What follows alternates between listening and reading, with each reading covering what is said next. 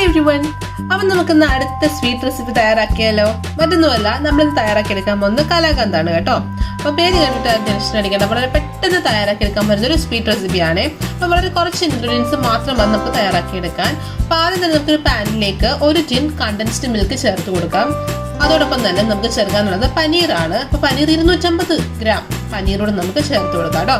ഒന്നടുത്ത് mix ചെയ്തെടുക്കാം നമുക്ക്.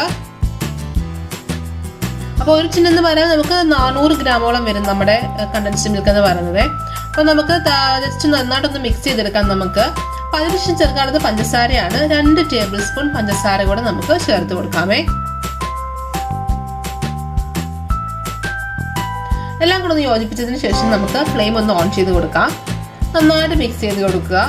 അപ്പോൾ നമുക്ക് സൈഡെല്ലാം ഒന്ന് സ്ക്രാച്ച് ചെയ്തൊന്ന് വിടണം കേട്ടോ. സൈഡിലേക്ക് ഒട്ടിപ്പിടിക്കുന്നതെല്ലാം ഒന്ന് ഇളക്കി കൊടുക്കാം നമുക്ക്. അത് തിക്കായി കഴിയുമ്പോൾ നമുക്കതിലേക്ക് നമ്മുടെ ഏലക്കാപ്പൊടി ചേർത്ത് കൊടുക്കാം. 1/2 ടീസ്പൂൺ ഏലക്കാപ്പൊടിയും കൂടെ ചേർക്കാം. വീണ്ടും നമ്മൾ മിക്സ് ചെയ്ത് കൊടുത്തുകൊണ്ടേ ഇരിക്കുക. ഒരുപാട് അങ്ങ് ഡ്രൈ ആവാതിരിക്കാൻ പ്രത്യേകം ശ്രദ്ധിക്കണം കേട്ടോ. എന്നാലും ആ സോഫ്റ്റ്നെസ് നമുക്ക് കിട്ടത്തില്ല. ഇതിലേക്ക് നമുക്ക് 1 ടേബിൾ സ്പൂൺ അളവിൽ നെയ്യ് കൂടെ ആഡ് ചെയ്ത് കൊടുക്കാം.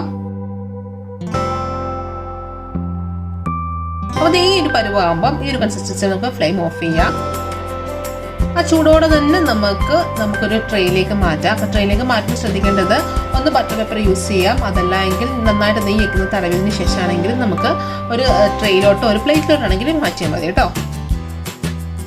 അപ്പോൾ നന്നായിട്ടൊന്ന് ഒരേ വലിപ്പത്തിൽ നമുക്കൊന്ന് സ്പ്രെഡ് ചെയ്ത് കൊടുക്കാം.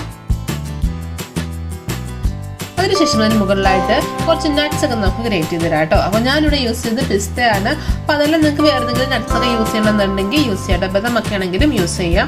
പിസ്തയാണ് അതിന് കുറച്ചുകൂടെ ഒന്ന് ഹൈലൈറ്റ് ചെയ്യുന്നത്, ടേസ്റ്റ് ഹൈലൈറ്റ് ചെയ്തിരിക്കുന്നത് പിസ്തയാണ്. അതുകൊണ്ട് ഞാൻ പിസ്ത യൂസ് ചെയ്തത്. പിസ്ത ഗ്രേറ്റ് ചെയ്തിട്ട് നമുക്കൊന്ന് പ്രസ് ചെയ്ത് കൊടുക്കാം.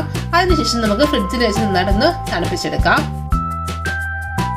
അപ്പോൾ ഇത് നന്നായിട്ട് തണുപ്പിച്ചെടുത്തിട്ടുണ്ട്. നമുക്ക് ട്രേയിൽ നിന്നൊന്ന് മാറ്റാം.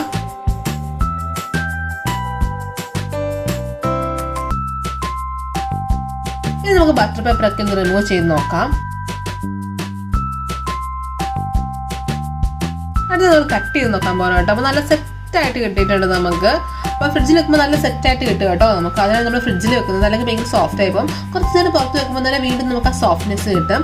അപ്പോൾ പ്രത്യേകിച്ച് എടുക്കുക, ഫ്രിഡ്ജിൽ വെക്കുക. ഏകദേശം ഒരു 1.5 മണിക്കൂറോളം നമുക്ക് ഫ്രിഡ്ജിൽ വെക്കേണ്ടി വരും. ഫ്രീസറിലാണെങ്കിൽ വെക്കുന്നതെങ്കിൽ അധികം സമയം വെക്കേണ്ട ആവശ്യമില്ല. നമുക്ക് വളരെ പെട്ടെന്ന് തന്നെ റെഡിയാക്കി കിട്ടും കേട്ടോ. അങ്ങനെ നമ്മുടെ സൂപ്പർ ടേസ്റ്റി ആയിട്ടുള്ള കലാകന്ദ് ഇവിടെ റെഡി ആയിരിക്കുകയാണ്. അപ്പോൾ ഒരു വെറൈറ്റി റെസിപ്പിയാണ്. അപ്പം നമുക്ക് പാല് വെച്ച് ചെയ്യേണ്ട ആവശ്യമില്ല. പനീർ വെച്ച് വളരെ പെട്ടെന്ന് തയ്യാറാക്കി എടുക്കാം കേട്ടോ. അപ്പം ഇതെല്ലാവരും ട്രൈ ചെയ്ത് നോക്കുമെന്ന് പ്രതീക്ഷിക്കുന്നു. ട്രൈ ചെയ്ത് നോക്കിയിട്ട് നിങ്ങളുടെ അഭിപ്രായങ്ങളൊക്കെ കമന്റ് ബോക്സിൽ ഇടുക. വീഡിയോ ഇഷ്ടമായി കഴിഞ്ഞാൽ ലൈക്ക് ചെയ്യാനും ഷെയർ ചെയ്യാനും ആരും മറക്കണ്ട കേട്ടോ. തൊട്ടടുത്തുള്ള ബെല്ലൈക്കൺ കൂടെ ഒന്ന് പ്രസ് ചെയ്തേക്കുക. അപ്പോൾ ഞാനിടുന്ന വീഡിയോസ് ഒക്കെ നോട്ടിഫിക്കേഷൻ ആയിട്ട് ലഭിക്കും. ഒന്നും മിസ്സാവാത്ത കാണാനും പറ്റുമേ. ഇതുപോലത്തെ നല്ല നല്ല റെസിപ്പീസുമായിട്ട് നമുക്ക് വീണ്ടും കാണാം. അതുവരെ ബൈ, ടേക്ക് കെയർ.